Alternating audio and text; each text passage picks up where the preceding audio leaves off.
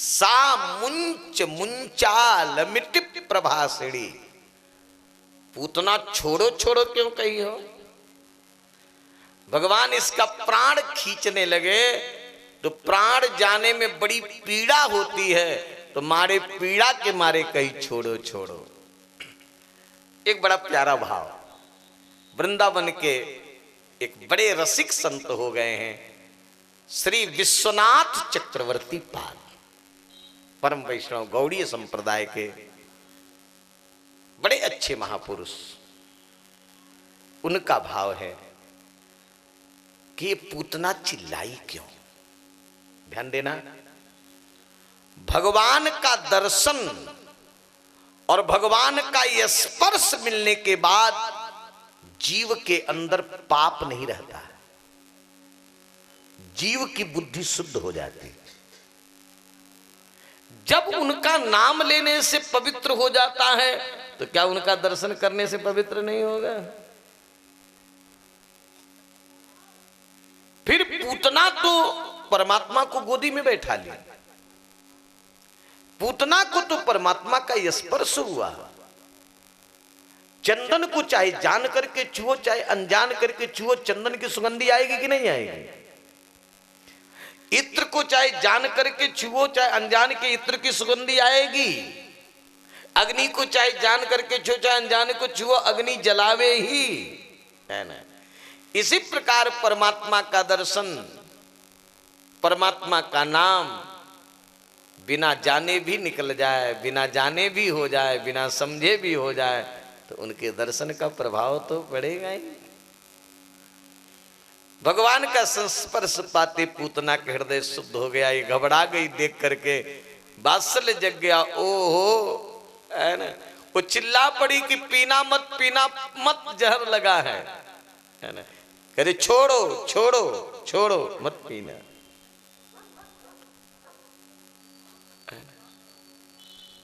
कोई कोई संतों ने कहा कि जब प्राण खींचे तब चिल्लाई। भगवान ने कहा कि मौसी, मेरी मैया की बहन बन करके तू आई है? लेकिन ध्यान देना मौसी, एक तो मैं पकड़ता नहीं, अब पकड़ लेता तो जल्दी छोड़ता नहीं। अब तो मेरे पकड़ में आ गई, अब मैं छोड़ने वाला हूं नहीं, है ना? भगवान पकड़े। और यही बात है मेरे भाई, मजबूत पकड़ तो परमात्मा का है। इसलिए परमात्मा के पकड़ में जो आ जाता है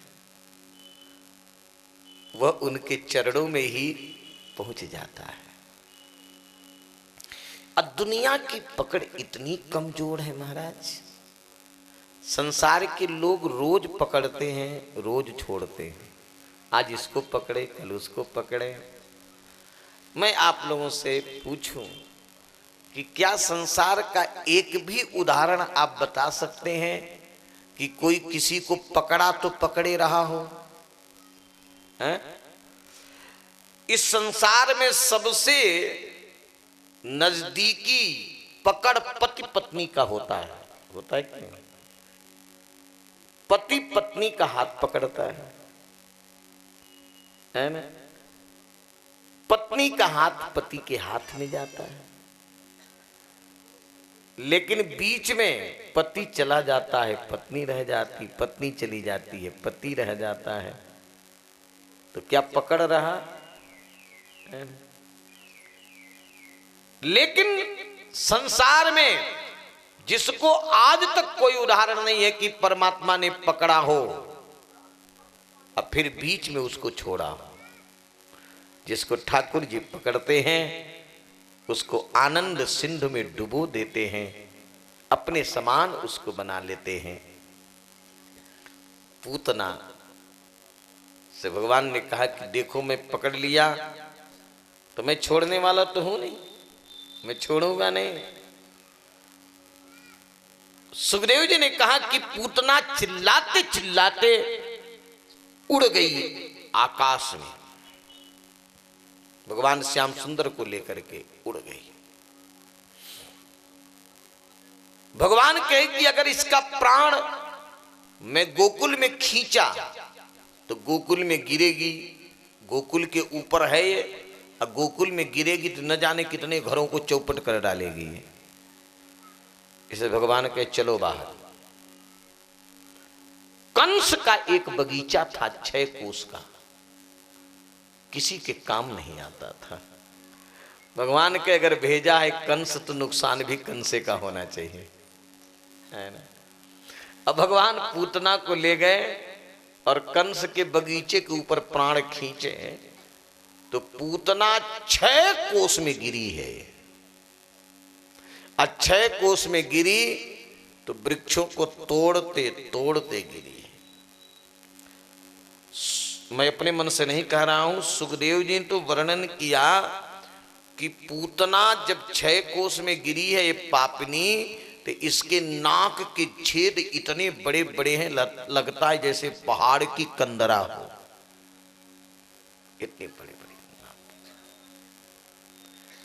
इस पूतना का इतनी विशाल आंख है कि जैसे गहरी कुआं। पूतना का कमर ऐसा है जैसे नदी का किनारा। पूतना का पेट इतना बड़ा है जैसे बिना पानी का तालाब। अब 6 कोस में पड़ी है। अब तो चिल्लाहट को सुन करके मेरे भाई सब ब्रजवासी दौड़ पड़े, जसोदा रोहिणी सब दौड़ पड़े। भगवान नीलमणि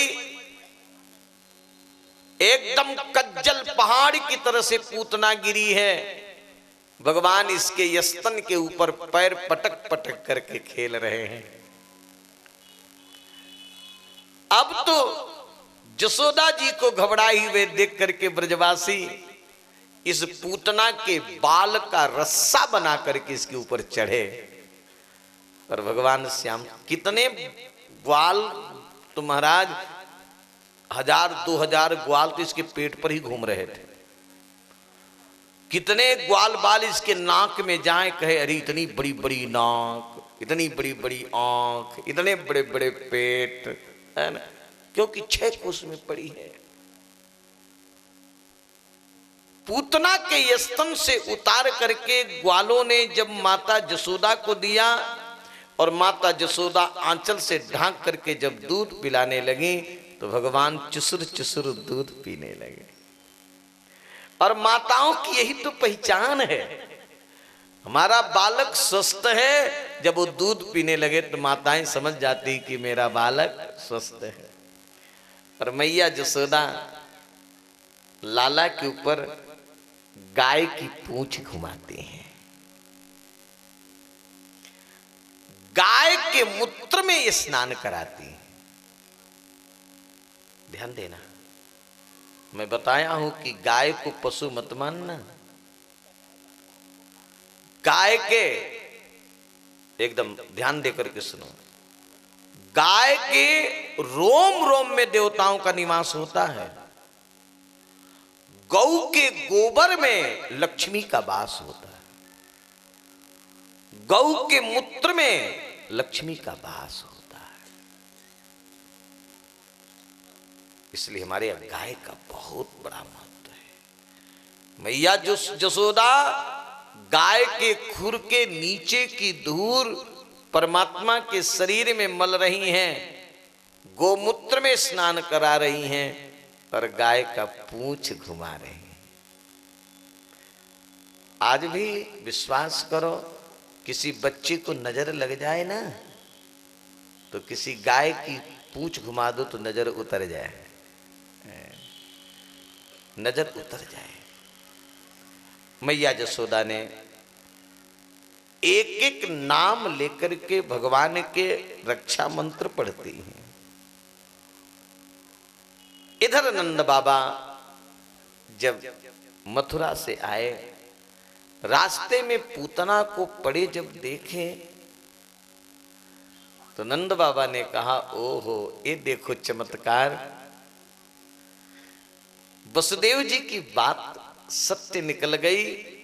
वसुदेव ने कहा कि नंद तुम्हारे गोकुल में बड़ी बड़ी विपत्तियां, एक पूतना विपत्ति तो है, लेकिन मैंने माला जपना बंद नहीं किया, और मैंने माला जप रहा था, हे हरि हमारे लाला की रक्षा करना। ये राक्षसी पूतना आई और भगवान भेज दिए हनुमान जी को, तो हनुमान जी एक गदा मारे तो पूतना मर गए।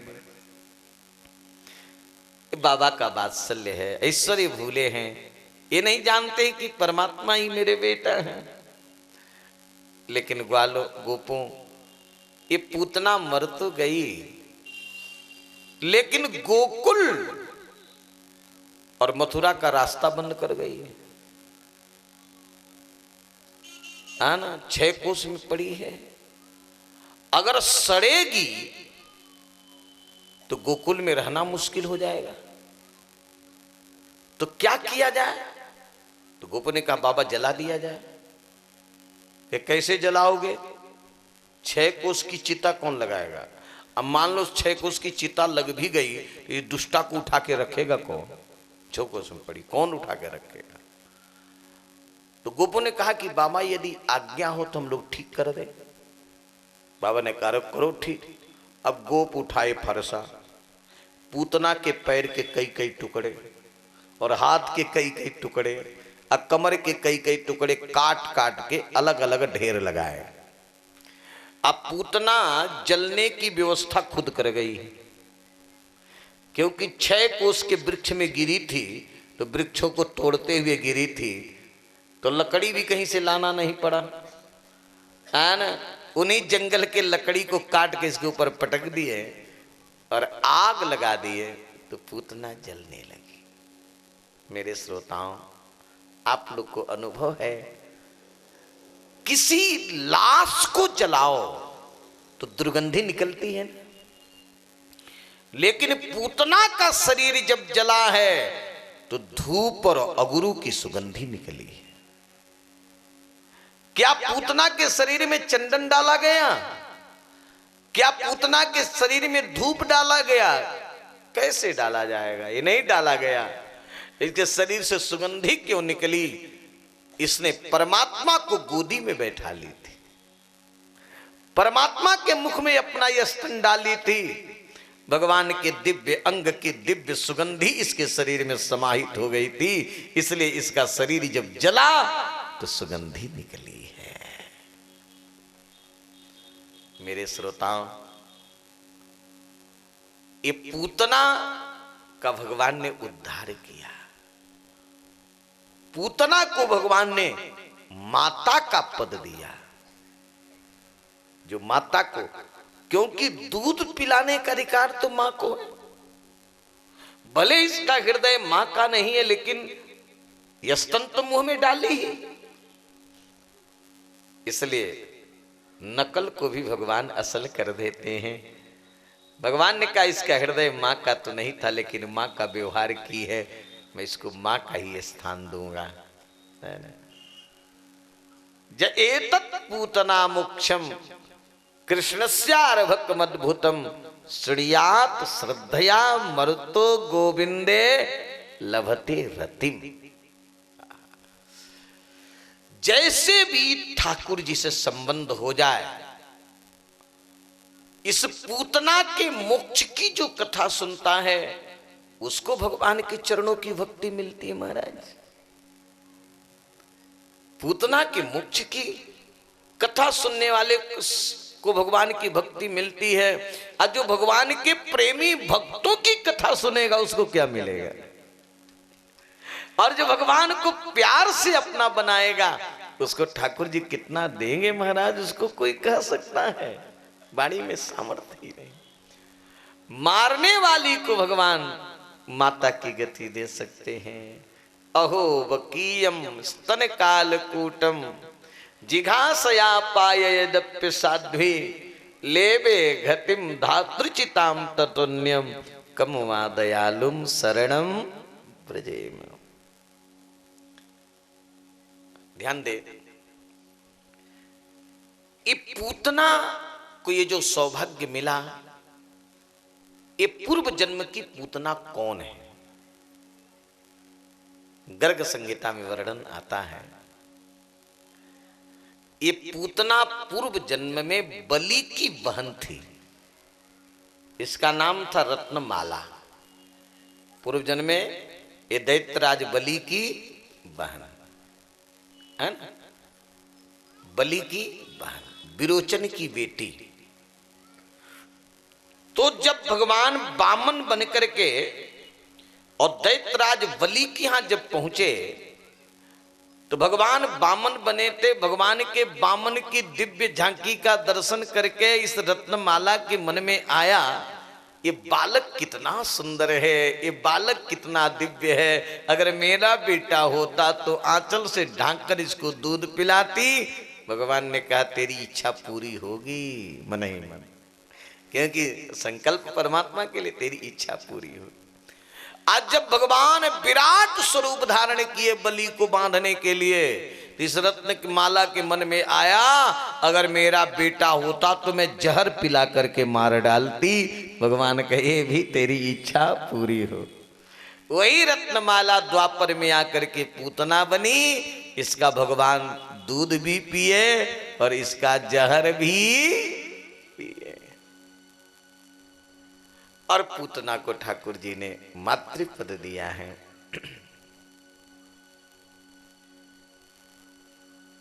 ध्यान दें, संसार में हमारा सहज में प्रेम है। एक भक्त हो गए। आज मैं जम करके आप लोग को क्या कहूं, सामने ऐसी स्थिति है, हमारे सामने लोग कहते कि महाराज आप अधिक से अधिक भक्तमाल की कथा कहें। भागवत में भक्तों का ही चरित्र तो है, लेकिन ये भी सामने समस्या है कि पूरा भी करना है ना। और आज गिरिराज जी के पूजन तक, क्योंकि 7 दिन में 18,000 श्लोकों का सारांश भी सुनाना है, तभी तो अनुष्ठान पूर्ण होगा। अभी भी लेकिन भक्तों की इच्छा, उधर हम जल्दी कर देंगे, इधर आनंद लीजिए ठाठ से। महाराष्ट्र में एक भक्त हो गए हैं, उनका नाम था वामदेव। इसी कलयुग की बात है, मैं कलयुग का उदाहरण दे रहा हूं। उनका नाम क्या था? वामदेव। उनके यहां एक ठाकुर जी का श्री विग्रह रखे थे, छोटा सा मंदिर बना था। उन श्री विग्रह जिन भगवान की वे पूजा करते थे, उन भगवान का नाम था श्री हरिदेव महाराज, हरिदेव भगवान। और बड़े भाव से वे पूजा करते थे। वामदेव जी की एक बेटी थी जिसका नाम था गौराई। देखो ये संसार है, कब किसके ऊपर कैसी समस्या संकट आ जाए कहा नहीं जा सकता है। वामदेव जी की बेटी का विवाह हुआ, वो ससुराल गई और उसका पति मर गया तो विधवा हो गई। पति की मृत्यु हो गई तो वो विधवा हो गई। इसके बाद एक दिन गौराई जब अपने मायके में आई, नैहर आई, तो अपने पिता वामदेव जी के पास बैठ करके रोने लगी। वामदेव जी ने कहा कि बेटी दुखी मत हो, तुम्हारे संसार का पति मर गया है, तुम्हारे परम पति तो ये हैं मंदिर में, परम पति तो भगवान है। और पति का अर्थ ही होता है जो पालन करे, जो रक्षा करे, वही है पति। पाततीत इति पति, पाततीत इति पति, जो रक्षा करे वो है पति। तो रक्षक तो परमात्मा है। संसार का पति अपनी ही रक्षा नहीं कर पाएगा तो परम पति तो भगवान है। तुम्हारे संसार का पति तो चला गया, अभी परम पति तो भगवान है ना, इनको अपना पति मान ले। समझाने के लिए वामदेव जी ने कहा कि इनको अपना पति मान ले। और गौराई पिता के वचनों पर विश्वास करके वो दृढ़ता कर ली उसने कहा कि पिताजी, अब तक लौकिक पति को दिए तो तुम्हें उनकी पत्नी थी, अब भगवान को कह रहे हैं तो आज से हरिदेव भगवान ही मेरे पति हुए। मैं इनको पति भाव से ही इनकी सेवा करूं, पति भाव से ही मैं इनके प्रति निष्ठा रखूंगी। और मेरे श्रोताओं, बड़ी निष्ठा रखती थी, भगवान को अपना पति मान करके रहती थी। एक दिन उस गौराई के पड़ोस की कोई महिला आई, एक सुंदर सा बालक ली थी।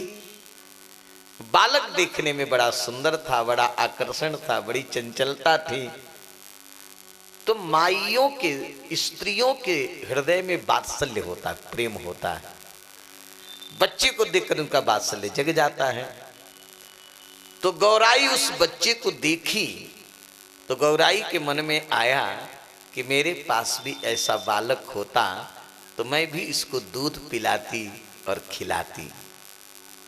फिर मन में आया कि मैं क्या सोच ली, अरे मैं तो विधवा हूं, विधवा को कहां से बेटा हो सकता है, मैं तो विधवा हूं, विधवा को पुत्र नहीं हो। फिर इनके मन में आया, नहीं नहीं, मेरे पिताजी ने तो कहा कि हरिदेव भगवान तुम्हारे पति हैं। जब संसार का पति अपनी पत्नी को पुत्र दे सकता है भगवान की कृपा से, तो परमात्मा ही मेरे पति, तो क्या मुझको पुत्र नहीं होगा। और मन ही मन उसने प्रार्थना किया। ध्यान देना, प्रार्थना हृदय से हो, समर्पण हृदय से हो। और गौराई ने समर्पण पूर्वक जब प्रार्थना की तो मेरे श्रोताओं, स्वयं भगवान ने कहा कि गौराई, मेरे अंश से तुमको पुत्र की प्राप्ति होगी, मेरे अंश से तुमको बेटा होगा। और परमात्मा तो सत्य संकल्प है, उनको तो केवल संकल्प करना है। परमात्मा के संकल्प से वो गौराई गर्भवती हो गई, उसको गर्भ रह गया। जब गर्भवती हो गई तो उसका गर्भ दिखने लगा तो संसार में निंदा फैल गई। संसार के लोग निंदा करने लगे कि अरे वामदेव की बेटी तो विधवा थी, विधवा को गर्भ कहां से। अनेक प्रकार के लोगों के मन में, कहीं उनकी बेटी का चरित्र तो नहीं बिगड़ गया, उसके चरित्र में दोष आ गया। वामदेव जी के भी कान में बात पड़ी, पिता है और पिता, भैया ये माई लोग वही एक रख दो आप पात्र, नहीं माताएं यहां तक आएगी, बिना आए मानेगी नहीं, है ना। वहां पात्र रख दीजिएगा, इसके ऊपर है ना, एक स्टूल के ऊपर रख दीजिए, वहीं अपना भेंट लोग चढ़ाती रहे, चुपचाप बैठती रहे, क्योंकि बिना भेंट चढ़ाए मानेगी तो है नहीं, तो वही रख दीजिए। बोलिए भक्तवत्सल भगवान की। पिता है और पिता को बेटी से ऐसी बातें पूछने में संकोच, लेकिन एक दिन वामदेव ने संकोच छोड़ करके पूछ दिए कि बेटी, आज संसार में निंदा हो रही है, तुम तो विधवा हो, ये तुमको गर्भ कहां से। गौराई ने कहा कि पिताजी आप शंका मत करें, मेरे चरित्र में कोई दोष नहीं है। आपने कहा था कि हरिदेव भगवान तुम्हारे पति हैं, और एक बालक को देख करके मेरे मन में वात्सल्य जगा और मैंने भगवान से प्रार्थना करी, तो उन्हीं की कृपा से, मेरे अंश, उन्हीं की करुणा से मैं गर्भवती हूं। वामदेव जी ने कहा कि मैं धन्य हो गया, मैं भाग्यशाली हो गया, संसार कह रहा है तो कहने दो। हे पुत्री, तुम्हारे जैसी पुत्री को मैं प्राप्त किया और भगवान ने तुमको पत्नी रूप में स्वीकार किया, तो मैं तो उनका ससुर हो गया। और समय आने पर मेरे भाई, गौराई को जो बेटा हुआ, बहुत सुंदर दिव्य पुत्र हुआ। ब्राह्मणों को बुलाए कि ब्राह्मण, इस बालक का आप लोग नामकरण और जात कर्म संस्कार करें। ब्राह्मणों ने पूछा कि वामदेव जी, इस बच्चे के पिता का नाम क्या है? बिना पिता का नाम बिना जाने कैसे जात कर्म संस्कार होगा? इस बच्चे के पिता का क्या नाम है? वामदेव जी ने कहा, इसके पिता का नाम भगवान है। इसके पिता का क्या नाम है? भगवान। ब्राह्मणों ने कहा कि भगवान तो जगत पिता है, वे तो सबके पिता हैं, इसके लौकिक पिता का क्या नाम है? वामदेव जी ने कहा है, चाहे लौकिक मानो चाहे पारलौकिक मानो, दोनों पिता भगवान ही हैं। ब्राह्मणों ने कहा कि हम नामकरण संस्कार क्या करेंगे जिसके जाति का ही पता नहीं, जात कर्म संस्कार क्या होगा? अब तो तब तक आकाशवाणी हुई, अय ब्राह्मणों, वामदेव जी ठीक कह रहे हैं। वामदेव जी की बेटी के गर्भ से मेरे ही आशीर्वाद से पुत्र पैदा हुआ है, इसका नाम मैं रख रहा हूं। इसी बालक का नाम नामदेव होगा। नाम पर निष्ठा रखने वाले महाराज वही नामदेव जी हुए, जिन नामदेव जी ने बड़ी छोटी अवस्था में भी ठाकुर जी को प्राप्त कर लिया, क्योंकि गौराई ने भगवान को पति रूप में स्वीकार किया। पुत्र चहे मैं बनि सुत रूपा, अदेवहु सुख वात्सल्य अनुपा। अगर मुझको कोई अपना पुत्र बनाता है तो मैं उसका पुत्र बन जाता हूं। बहुत उच्च कोटि में उनका जन्म नहीं हुआ था, बहुत पढ़ी लिखी नहीं थी, उनका नाम था कर्माबाई। कर्माबाई विधवा थी, लेकिन भगवान जगन्नाथ को अपना बेटा मानती थी। पुत्र भाव से ही भगवान जगन्नाथ जी की सेवा करती थी। जगन्नाथ मेरे बेटा है, जगन्नाथ मेरे पुत्र हैं। सवेरे उठती थी, ध्यान देना, सवेरे कर्माबाई के मन में आता कि सवेरे सवेरे मेरा लाला जगेगा। जसोदा जी तो सवेरे उठ करके माखन देती थी, मैं अपने लाला को क्या दूं, माखन तो नहीं दे सकती हूं, सवेरे मैं खिचड़ी खिलाऊंगी। मेरे पास वो माखन की व्यवस्था तो नहीं है, तो सवेरे मेरे लाला को भूख लग जाती। देखो वात्सल्य हो, ठाकुर जी को अपने घर में रखो, ठाकुर जी से प्रेम करो, तो उनके प्रति दृष्टि हो, केवल व्यवहार न रह जाए, हृदय से। मैया कर्माबाई सवेरे खिचड़ी बनाती, एकदम सवेरे। और जबेरे सवेरे जब खिचड़ी बनावे, इनके खिचड़ी में कितना प्रेम, कितना आतुरता होगी महाराज। भगवान कर्माबाई की गोदी में बैठ करके खिचड़ी खाते थे। जगन्नाथ भगवान गोदी में बैठ के खिचड़ी खाते थे। कर्माबाई जब बूढ़ी हो गई तो बिना चौका बर्तन किए ही खिचड़ी बनाती थी, क्योंकि प्रेम में नियम नहीं रहता है, प्रेमी होश में नहीं रहता है। कर्माबाई को लगता था कि कहीं मैं चौका बर्तन करने लगूंगी तो विलंब हो जाएगा, मेरे लाला भूखे रह जाएंगे, है ना। तो सवेरे खिचड़ी बनाती। एक बार कर्माबाई सवेरे खिचड़ी बना रही थी, कहीं से एक महात्मा पहुंच गए और महात्मा ने देखा कि सवेरे सवेरे मैया खिचड़ी बना रही है। महात्मा ने कहा कि मैया कर्मा, तू किसके लिए खिचड़ी बना रही है? कर्माबाई ने कहा कि महाराज मैं अपने लाला के लिए खिचड़ी बना रही हूँ। तुम्हारा लाला? अरे तू तो विधवा है, तेरा लाला कहाँ? कहे ऐसा मत कहिए, मेरे लाला जैसे किसी का लाला हो भी नहीं सकता है। कौन है तेरा लाला? कि मेरे लाला तो जगन्नाथ जी हैं। अच्छा मैया तू जगन्नाथ को अपना ले लाला मानती है और उनके लिए तू खिचड़ी बनाते बिना नहाए धोए बिना चौका बर्तन के।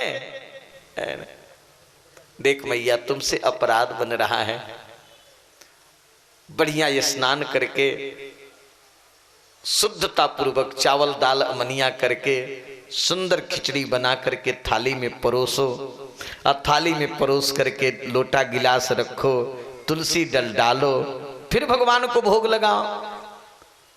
तू तो बिना चौका बर्तन के तो खिचड़ी बनाती है, तो तुमसे अपराध बन रहा है। कर्माबाई ने कहा ठीक है महाराज, कल से मैं ऐसा ही करूंगी। एक तो बेचारी बूढ़ी थी, उठने में विलंब हो गया। जिस समय भगवान खिचड़ी खा लेते थे उस समय कर्माबाई चौका लगा रही थी। भगवान ने कहा न जाने कहां से साधु बाबा आ गए, मेरे मैया को 9 मन टकसार बता गए, बेचारी टकसारे में लग गई। इस प्रकार महात्मा के बताए अनुसार नियम करते करते कर्माबाई को 12 बज गया और 12 बजे खिचड़ी बना करके तैयार की। अब 12 बजे जब खिचड़ी बना करके तैयार की, थाली में परोसी, लोटा गिलास रखी और तुलसी डल डाली, भगवान आकर के कर्माबाई की गोदी में बैठ गए। 1 गिलास खिचड़ी, 2 गिलास खिचड़ी और तीसरी गिलास जब खिचड़ी खाए तब तक पुजारी जी मंदिर में घंटी बजा दी। मंदिर की मर्यादा के अनुसार भगवान मुख में खिचड़ी लगी है, मंदिर में पहुंच गए। मुख में मुंह नहीं धो पाए, मंदिर में पहुंच गए। चाहते लेकिन भगवान आप कर्माबाई की महिमा बढ़ाना चाहते हैं। पुजारियों ने कहा कि प्रभु यहां तो खिचड़ी का भोग नहीं लगता है, आप खिचड़ी खा के कहां से आ गए? यहां तो 56 भोग लगे, खिचड़ी खा के कहां से आ गए? तो भगवान ने पुजारियों से कहा कि एक मेरी मैया है जिसका नाम कर्माबाई है, बड़े प्यार से मुझको खिचड़ी खिलाती है, मैं उसके गोद में बैठ के खिचड़ी खाता हूँ। न जाने कहाँ से महात्मा जी आए, मेरे मैया को बड़ा नियम बता दिए। वो बेचारी नियम कर रही थी, तब तक मैं खिचड़ी 3 गिलास पा पाया। आप मंदिर में घंटी बजाए तो मंदिर की मर्यादा के अनुसार से आ गया। एक काम करो पुजारी, पहले महात्मा को खोज करके आप कह दो कि मेरी मैया से कह दे जैसे खिचड़ी बनाती रहे वैसे बना। महात्मा जी ढूंढने लगे, ढूंढते ढूंढते मैया मिली। मैया से कहे मैया ये नियम हम जैसे साधुओं के लिए तेरे लिए नहीं है, तो तुम्हारे प्रेम से खिचड़ी भगवान पाते हैं, तू जैसे खिचड़ी बनाती रहे वैसे बना। अब कर्माबाई परम प्रसन्न हुई कि मेरे लाला कोई ऐसी खिचड़ी चाहिए। अब तो खिचड़ी पवाने लगी। लेकिन संसार में जो आया है शरीर छूटता है। कर्माबाई का जब शरीर छूटा, पांच भौतिक शरीर छूटा, तो जैसे एक संसार का बालक माँ बाप के मरने पर रोते हैं, ऐसे मंदिर के ठाकुर जी फपक फपक करके मंदिर में रो पड़े कि आज मेरी मैया है कोई दुनिया में। ठाकुर जी रो पड़े और भगवान जगन्नाथ जी ने कहा आज मैं अपनी माता का अंतिम संस्कार करने जाऊंगा, मैं आज अपनी कर्माबाई का अंतिम संस्कार करूंगा। पुजारियों ने कहा कि प्रभु आप अर्चा रूप में हैं, अर्चा की मर्यादा है, आपको ऐसा जाना उचित नहीं है, हम लोग जा रहे हैं। पुजारियों ने कंधा लगाया है कर्माबाई को। पुजारी लोग कंधा लगा करके कर्माबाई को समुद्र के किनारे ले जा करके अंतिम संस्कार किए और स्नान करके पुजारी लोग आए। अब भगवान के मंदिर में जब भोग आने लगा तो भगवान ने मना कर दिया, आज मेरे मंदिर में भोग नहीं लगेगा। जैसे माँ बाप के न रहने पर बालक उपवास करते हैं, भगवान उपवास किए है कोई दुनिया में? ठाकुर जी उपवास किए, भोग नहीं पाए। दूसरे दिन मेरे भाई जब पुजारी जी मंदिर खोलते हैं तो ठाकुर जी सिसक सिसक करके रो रहे थे। ठाकुर जी मंदिर के ठाकुर जी के नेत्रों से आंसू गिर रहा था। पुजारी लोग घबरा गए, प्रभु क्या हो गया? भगवान कहे कि मुझको कर्माबाई की याद आ रही है, अगर आप हमको सुखी करना चाहते हैं तो रोज सवेरे मेरे मैया के नाम से खिचड़ी का भोग लगे। आज भी आप जगन्नाथपुरी में पता लगा लेना, सबसे पहले कर्माबाई के नाम का खिचड़ी का भोग लगता है। जब खिचड़ी का भोग लग जाता है तब भगवान 56 भोग आरोगते हैं। सबसे पहले कर्माबाई की खिचड़ी खाते हैं। कौन बहुत पढ़ी लिखी थी मेरे भाई, ठाकुर जी को अपना बनाए, भगवान को अपना बना करके तो देखो।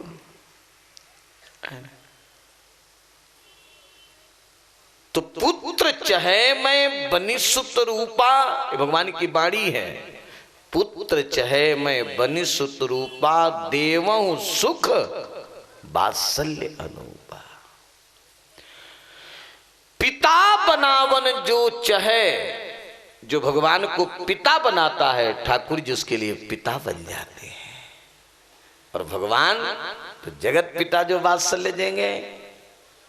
पिता बनावन जो चहे बनऊ पिता ते ही केर, गोद लिए चुंबन करऊं आनंद भीतरी खनेर।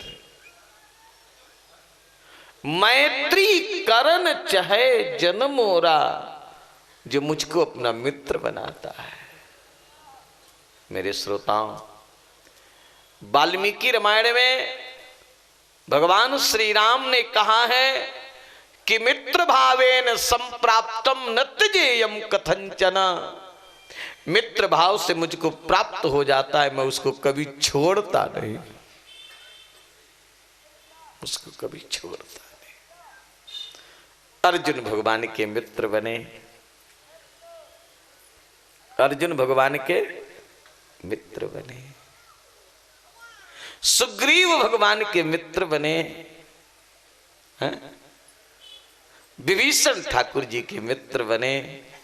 क्या उन्होंने आनंद, अर्जुन मित्र बने भगवान, उनका रथ हाँकते सब भार अपने ऊपर ले लिए थे। क्योंकि कलयुग में भी, हाँ हो, कलयुग में भी बने। आप एक भक्तमाल का चरित्र है, एक गोविंद सखा थे भगवान के, उन सखा का नाम था गोविंद, और वे मंदिर के ठाकुर जी को ही अपना सखा मानते थे। यतिपुरा में अब वो श्रीनाथ जी राजस्थान चले गए, श्रीनाथ जी समय राजस्थान में, उन्हीं श्रीनाथ जी को वे सखा मानते थे और भगवान उनके साथ खेलते थे। ठाकुर जी उनके साथ खेलते थे।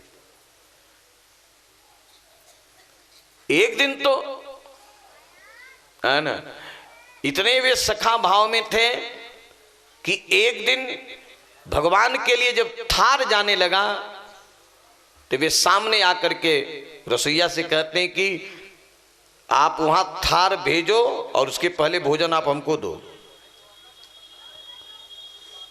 अब पुजारियों ने जाकर के विट्ठलनाथ जी से कहा कि महाराज, ये गोविंद सखा इतना आगे बढ़ गया कि अभी भगवान के थार जाते समय कहता है कि हमको भी थाली मिलना चाहिए। विट्ठलनाथ जी बुलाए, क्यों कहे कि क्यों रे गोविंद, भगवान के पहले थाली मांग रहे हो? उसने कहा कि महाराज ये सब जानते तो है नहीं, और पहले श्रीनाथ जी का भोग लग जाता है और आपके श्रीनाथ इतने लाडले हैं कि चले जाते तो फिर जंगल में उनको खोजना पड़ता है खेलने के लिए कहाँ गए। तो मैं सोचता हूँ कि इनके साथ मैं भी भोजन कर लूँ, तो जब जाए तो इनके साथ ही मैं जाऊँ। अब इधर बाद में पंगत होती है, तो साधु साई में पंगत होने में पहले कीर्तन होता है, फिर जयकार होता है, फिर भोजन होता है, तब तक न जाने ये कहाँ चले जाते हैं। तो उनके भाव को श्री विट्ठलनाथ जी जानते थे। तो विट्ठलनाथ जी ने रसोइयों से कह दिया कि ऐसा ही करो, जब मंदिर में थाली जाए उसी समय गोविंद को भी थाल दे दो। आप देखो, कोई आश्चर्य मत मानना। एक दिन क्या हुआ, बड़े अच्छे पंडित थे गोविंद जी, तो एक खड़े खड़े लोग शंका कर रहे थे, ब्राह्मण थे, पंडित थे। अब किसी ने देख लिया तो उनसे जा कर के शिकायत, आज तो पैंट पहनने वाले करते रहते, उनकी कोई बातें नहीं है, दोष होता है अगर, तो वो खड़े लघु शंका कर रहे थे। तो किसी ने आकर के कहा कि महाराज ये गोविंद सखा तो खड़े खड़े है ना, तो गोविंद सखा को बुलाए, कहे क्यों तुम एकदम आचार विचार को लोप कर दिए हो, हैं? तुम ब्राह्मण हो करके खड़े लोग शंका करते हो। तो उसने गोविंद सखा ने कहा कि महाराज इन लोगों को ज्ञान तो नहीं है, मैं आपसे पूछूं कि घोड़ा बैठ के लघु शंका करता है कि खड़े करता है? तो विट्ठलनाथ जी कहे कि हम समझ नहीं पाए। कहे कि खेल में मैं हार गया था और श्रीनाथ जी हमको घोड़ा बनाए थे, और श्रीनाथ जी क्या है ना मेरे सखा हैं तो मेरे ऊपर बैठे थे। मैंने कहा कि श्रीनाथ जी आप उतर जाइए कि मुझको लघु शंका करना है। तो श्रीनाथ जी कहे कि घोड़ा कहीं बैठ के करता है, तुम घोड़ा बने तो ऐसे करो। तो महाराज इस कलयुग में भी ठाकुर जी अपने मित्र बना करके, एक कान्हा जाति के, निम्न जाति के थे, वो भी बड़े अनुरागी थे। श्रीनाथ जी ने आप राजस्थान में बहुत लीलाएं की हैं, तो भगवान उनके साथ खेलने लगे। उनके साथ जब खेलने लगे तो गोविंद सखा ने देख लिया। गोविंद सखा ने कहा कि आप इसके साथ खेल रहे हो और श्रीनाथ जितना नियम जानते हैं तो कम से कम नहा तो लो तब मंदिर में जाना। उन्होंने कहा कि देख माघ का महीना है, ठंडी है, हम इसमें ठंडी में नहाएंगे नहीं। कहे कि नहीं नहाना पड़ेगा। तो कहे कि नहीं नहाएगा, ऐसा करो कि आप मार्जन कर लो। तो मार्जन करने के लिए गोविंद कुंड के पास ले गए और गोविंद कुंड में है ना, ज्यों ही भगवान मार्जन करने के लिए तैयार हुए तो गोविंद सखा भगवान को पीछे से धक्का मार दिए, तो वो भी गिर गए, वो भी उसमें कुंड में। तो दोनों लोग बहुत देर तक खेलते रहे। इसके बाद से महाराज जब भगवान श्रीनाथ जी आए तो उनका पूरा वस्त्र भीगा था, जल गिर रहा था और वे ठंड के मारे कांप रहे थे। ठाकुर जी सब अर्चा विग्रह सारी लीला करते हैं। विट्ठलनाथ जी ने कहा कि क्या हुआ, क्यों? कहे कि आज गोविंद सखा ने मुझको कुंड में ढकेल दिया। आप विट्ठलनाथ जी बुलाए, क्यों रे गोविंद, तुम भाग्यशाली हो कि भगवान तुम्हारे साथ खेलते हैं, तूने भगवान को ढकेल दिया। तब वे अपने सखाम भाम तो कहे कि महाराज अपने बेटे की बात सुन रहे हैं, क्योंकि विट्ठलनाथ जी भगवान श्रीनाथ जी को अपना पुत्र मानते थे, हमारी बात नहीं सुन रहे हैं। आप बहुत स्पर्श का विधान बनाते हैं, जानते कि किसको काना उनको छू करके आया था, इसलिए मैंने धक्का मार दिया है ना। तो गोविंद जी को श्री एक ना विट्ठलनाथ जी हृदय से लगा लिए और कहे कि देखो ऐसा नहीं किया जाता है। तो मित्र भावेन संप्राप्तम न त्यजेयम कथंचना। आज इन्हीं विग्रह से कलयुग में भी भगवान लीला करने के लिए, आनंद लेने के लिए तैयार हैं। कोई विश्वास पूर्वक उनको मान तो ले, बन तो जाए। उपासना थी। एक दिन की बात है, कोई प्रेमी भक्त सोने की नथ ले आए और नथ लाए कि एक किशोरी जी के लिए मैंने नथ लाया हूं। तो गुरुदेव पुजारी जी को बुला करके दिए कि ये नथ श्री किशोरी जी को पहना देना आप। थोड़ी सी नथ वो बड़ी थी, तो बड़ी नथ थी तो उसको वो टेढ़ी कर दिए, जैसे नाक में आ जाए। तो नाक में टेढ़ी कर दिए तो थोड़ी सी वो निकली थी तो नाक में लग रही थी, तो पहना तो दिए नथ। इसके बाद नथ पहनने के बाद स्वप्न में श्री जानकी जी ने कहा कि भैया ये नथ हमारे नाक में गड़ रही है। तो उसी अवस्था में गुरुदेव ने कहा कि मैं आपको दूसरी नथ बनवा दूंगा। तब तक फिर दूसरे दिन भी उन्होंने कहा कि ये नथ हमारी नाक में गड़ रही है।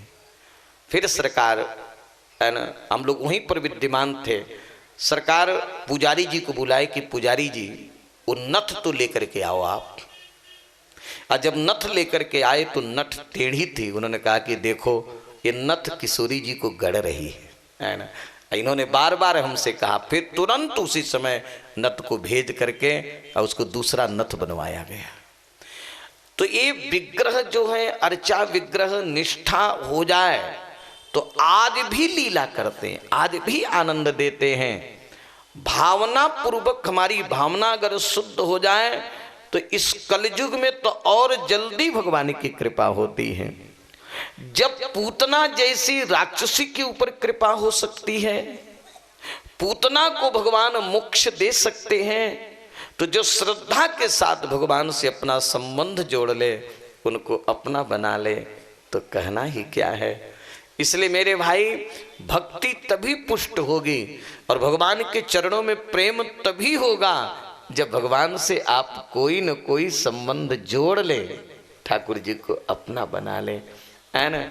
और अपना बनाए बिना उनके चरणों में जब प्रेम हो जाएगा तो ठाकुर जी प्रेम से मिलते हैं, है ना। हरि व्यापक सर्वत्र समाना, प्रेम से प्रकट हो ही मैं जाना। ये शिव जी का ये सिद्धांत है कि अगर परमात्मा को प्राप्त करना है तो परमात्मा प्रेमी को ही मिलते हैं और प्रेम से ही परमात्मा प्राप्त होते हैं। और ये प्रेम बिना भगवान को अपना बनाए नहीं हो सकता है, क्योंकि प्रेम अपनत्व में ही होता है। आपका जब तक विवाह नहीं हुआ तब तक पत्नी से प्रेम नहीं हुआ। अब विवाह होने के बाद किसी विद्यालय में पढ़ने गए कि हम पत्नी से प्रेम करें, हो गया कि नहीं हो गया, है ना।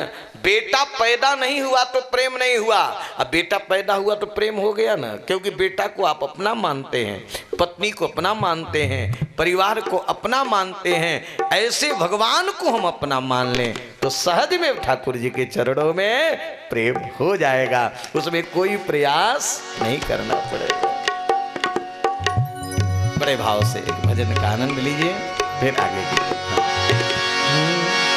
राधे राधे गोविंदा, भजो राधे गोविंदा, राधे गोविंदा, भजो राधे गोविंदा, राधे गोविंदा, भजो राधे गोविंदा, राधे गोविंदा, भजो राधे गोविंदा, राधे राधे राधे राधे,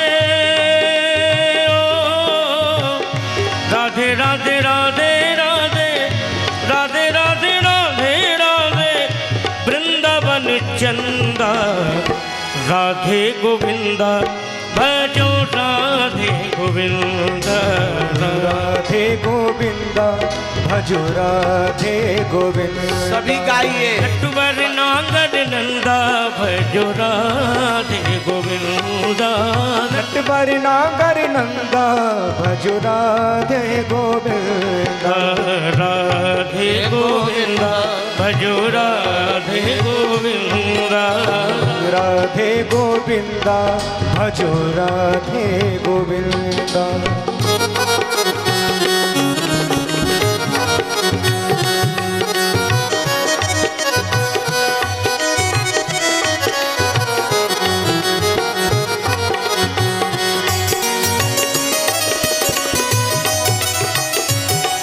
जय हो।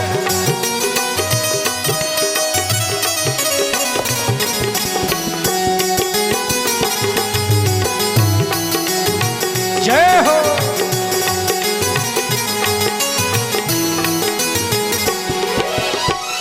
राधे श्याम नाम अति प्यारा, राधे नाम श्याम अति प्यारा, राधे श्याम नाम अति प्यारा, राधे श्याम नाम अति प्यारा, जो जपे वो होवे भव पारा, जो जपे वो होवे भव पारा, भोला है मनाने,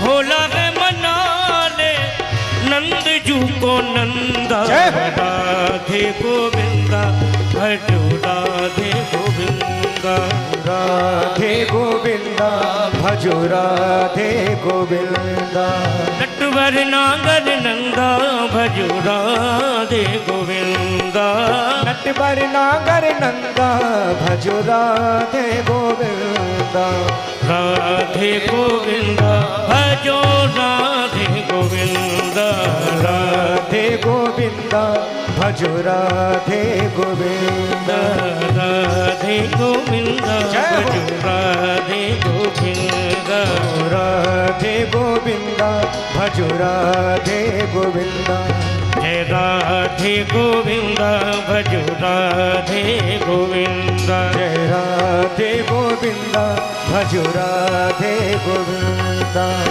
नारायण नारायण नारायण नारायण नारायण जय नारायण नारायण श्रीमन्नारायण नारायण नारायण बद्री नारायण नारायण नारायण बद्री नारायण नारायण नारायण राम नारायण नारायण नारायण राम नारायण नारायण नारायण श्याम नारायण नारायण नारायण श्याम नारायण नारायण नारायण जय नारायण नारायण नारायण नारायण नारायण नारायण नारायण श्रीमन्नारायण नारायण नारायण श्रीमन्नारायण नारायण नारायण श्रीमन्नारायण नारायण नारायण श्रीमन्नारायण नारायण नारायण श्रीमन्नारायण नारायण नारायण श्रीमन्नारायण नारायण नारायण श्रीमन्नारायण नारायण नारायण श्रीमन्नारायण नारायण नारायण श्रीमन्नारायण नारायण नारायण जय जय नारायण नारायण नारायण जय जय नारायण नारायण नारायण